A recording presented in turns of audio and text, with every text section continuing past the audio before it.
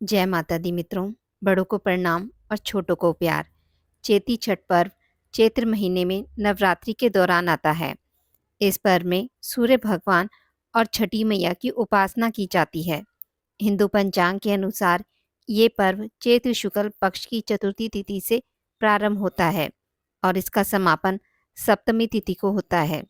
धार्मिक मान्यताओं के अनुसार जो व्यक्ति सच्चे मन से और पूरी श्रद्धा के साथ छठ व्रत करता है उसकी सारी मनोकामनाएं पूर्ण हो जाती हैं। चैती छठ व्रत के दिन सूर्यदेव की पूजा के साथ छठ मैया की पूजा का भी विधान है। कहते हैं इस व्रत के करने से संतान को सुखी जीवन की प्राप्ति होती है। ऐसी मान्यता है कि भगवान राम और अंगराज कर ने सूर्य षष्ठी पूजा की शुरुआत की थी। इसके अलावा पौराणिक कथा के अनुसार जब पांडव जुए में अपना राजपाट हार गए थे तब द्रौपदी ने छठ व्रत रखा था। द्रौपदी के व्रत के फल से पांडवों को उनका राजपाट वापस मिल गया। कहते हैं इसके बाद से छठ व्रत को समृद्धि पाने के लिए भी रखा जाने लगा। चेती छठ की कथा। प्राचीन समय में प्रियव्रत नाम के एक बहुत प्रसिद्ध राजा हुए। इनके पिता का नाम स्वयंभू मनु था। प्रियव्रत योगी राज थे और इसी कारण विवाह भी नहीं करना चाहते थे। तपस्या में इनकी विशेष रुचि थी, लेकिन ब्रह्मा जी की आज्ञा तथा सत्य प्रतन के प्रभाव से उन्होंने विवाह कर लिया। विवाह के काफी वर्ष बीत जाने पर भी उन्हें कोई संतान नहीं हुई। तब कश्यप जी ने उनसे पुत्रेष्टि यज्ञ करवाया। राजा की भार्या का नाम मालिनी था। मुनि ने उन्हें खीर प्रदान की और खीर खाने के बाद रानी मालिनी गर्भवती हो गई। कुछ समय बाद रानी ने स्वर्ण के समान प्रभाव वाले एक कुमार को जन्म दिया, लेकिन सभी अंगों से पूर्ण होने पर भी वह बालक मरा हुआ पैदा हुआ था। पुत्र के शोक में माता को मूर्छा आ गई। राजा प्रियव्रत उस मृत बालक को लेकर शमशान में गए और उस एकांत भूमि में पुत्र को छाती से चिपकाकर आंखों से आंसू की धारा बहाने लगे। तभी वहां एक दिव्य विमान दिखाई पड़ा। शुद्ध स्फटिक मणि के समान चमकने वाला वह विमान अमूल्य रत्नों से बना था। तेज से जगमगाते हुए उस विमान की रेशमी वस्त्रों से अनुपम शोभा बढ़ रही थी। वह अनेक प्रकार के अद्भुत चित्रों व पुष्पों की माला से सजा हुआ था। उस विमान में मन मुग्ध करने वाली एक सुंदर देवी को राजा प्रियव्रत ने देखा। श्वेत चंपा के फूल के समान उनका उज्जवल वर्ण था। देवी के मुख पर प्रसन्नता छाई हुई थी और वे मुस्कुरा रही थी। रत्नमय आभूषण उनकी शोभा बढ़ा रहे थे और योग शास्त्र में पारंगत वे देवी भक्तों पर अनुग्रह करने के लिए आतुर थी। ऐसा जान पड़ता था कि वे मूर्तिमती कृपा ही हो। देवी को सामने देख राजा ने बालक को जमीन पर रख दिया और बड़े आदर के साथ देवी की पूजा तथा स्तुति की। उस समय वे स्कंद की प्रिया देवी षष्ठी अपने तेज से देदीप्यमान थी। उनका शांत विग्रह ग्रीष्मकालीन सूर्य के समान चमचमा रहा था। उन्हें प्रसन्न देख राजा ने पूछा, सुशोभने कांते सुव्रते वरारोहे, तुम कौन हो? तुम्हारे पतिदेव कौन है और तुम किसकी कन्या हो? तुम स्त्रियों में धन्यवाद तथा आदर की पात्र हो। जगत को मंगल प्रदान करने में प्रवीण तथा देवताओं को रण में सहायता पहुंचाने वाली वे भगवती देवसेना थी। पूर्व समय में देवता दैत्यों से परास्त हो चुके थे। इस देवी ने स्वयं सेना बनकर और देवताओं का पक्ष लेकर युद्ध किया था। इनकी कृपा से देवता विजयी हो गए थे, अतएव इनका नाम देवसेना पड़ गया। महाराज प्रियव्रत की बात सुनकर ये उनसे कहने लगी, राजन, मैं ब्रह्मा की मानसी कन्या हूँ। जगत पर शासन करने वाली मुझ देवी का नाम देवसेना है। विधाता ने मुझे उत्पन्न करके स्वामी कार्तिकेय को सौंप दिया है। मैं संपूर्ण मातृकाओं में प्रसिद्ध हूँ। स्कंद की प्रतिव्रता भार्या होने का गौरव मुझे प्राप्त है। भगवती मूल प्रकृति के छठे अंश से प्रकट होने के कारण विश्व में देवी षष्ठी के नाम से मैं प्रसिद्ध हूँ। मेरे प्रसाद से पुत्रहीन व्यक्ति सुयोग्य पुत्र, प्रियहीन जन प्रिया, दरिद्री धन तथा कर्मशील पुरुष कर्मों के उत्तम फल प्राप्त कर लेते हैं। राजन, दुख, भय, शोक, हर्ष, मंगल, संपत्ति और विपत्ति, ये सब कर्म के अनुसार होते हैं। अपने ही कर्म के प्रभाव से पुरुष अनेक पुत्रों का पिता होता है और कुछ पुत्रहीन भी हो जाते हैं। किसी को मरा हुआ पुत्र तो किसी को दीर्घजीवी पुत्र प्राप्त होता है। ये सब कर्म के ही फल हैं। गुणी, अंगहीन, अनेक पत्नियों का स्वामी, भार्या रहित, रूपवान, रोगी और धर्मी होने में मुख्य कारण कर्म ही है। कर्म के अनुसार ही व्याधि होती है और पुरुष आरोग्यवान भी होता है। अतएव राजन, कर्म सबसे बड़ा बलवान है। यह बात श्रुति में कही गई है। इस प्रकार कहकर देवी षष्ठी ने उस बालक को उठा लिया और अपने महान ज्ञान के प्रभाव से खेल खेल में ही उसे पुनः जीवित कर दिया। अब राजन ने देखा तो सुवर्ण के समान प्रभाव वाला वह बालक हंस रहा था।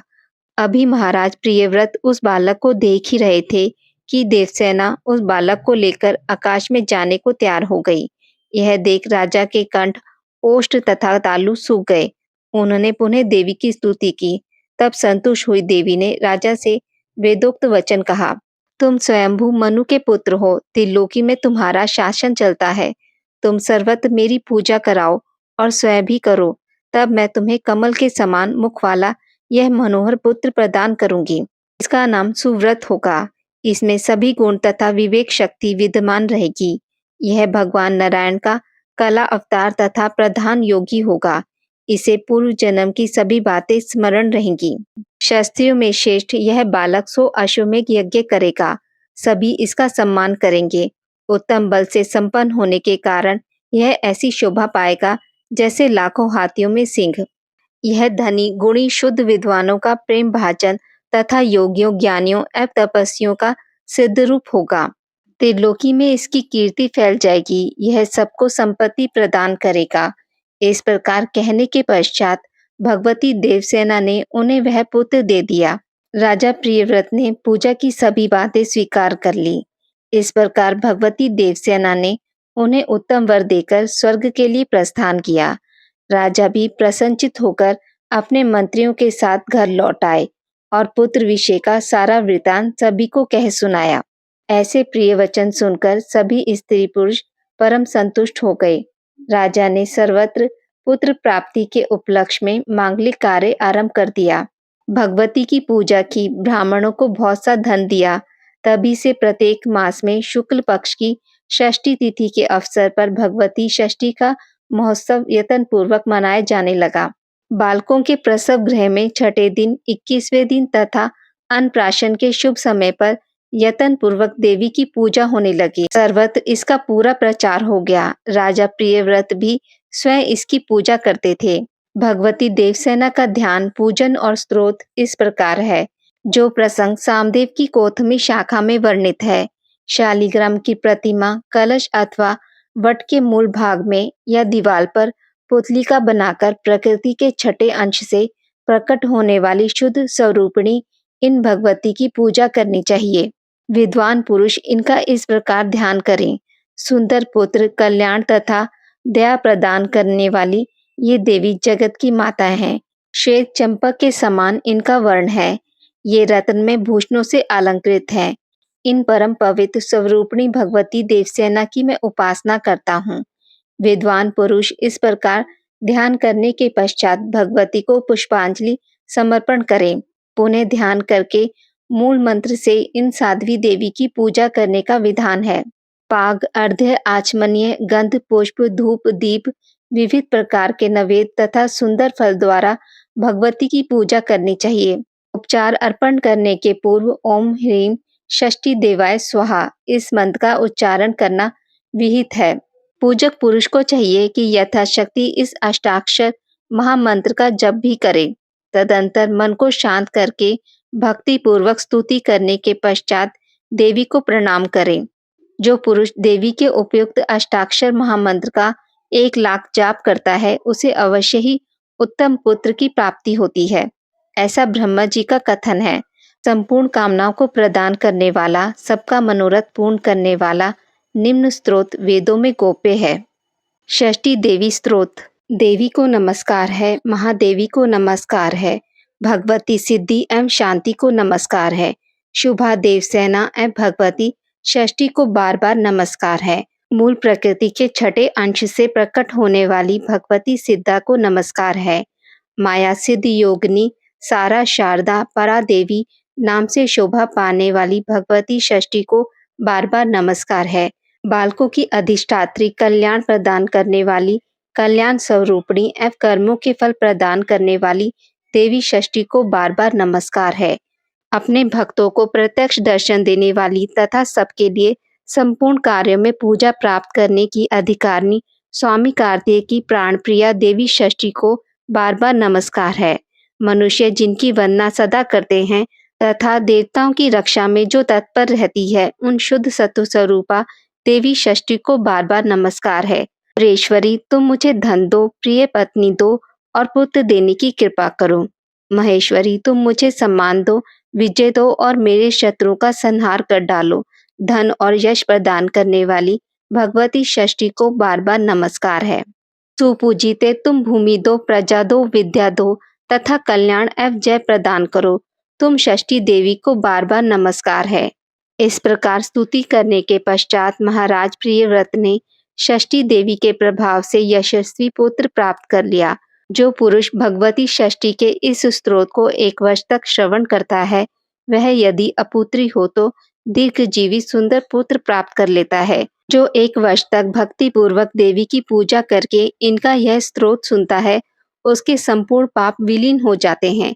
महान वंद्या भी इसके प्रसाद से संतान प्रसव करने की योग्यता प्राप्त कर लेती है।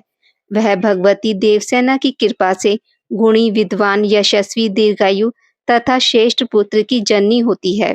काकवंध्या अथवा मृतवत्सा नारी 1 वर्ष तक इसका श्रवण करने के फलस्वरूप भगवती षष्ठी के प्रभाव से पुत्रवती हो जाती है। यदि बालक को रोग हो जाए तो उसके माता पिता 1 मास तक इस स्तोत्र का श्रवण करें तो षष्ठी देवी की कृपा से उस बालक की व्याधि शांत हो जाती है। बोलिए षष्ठी देवी की जय।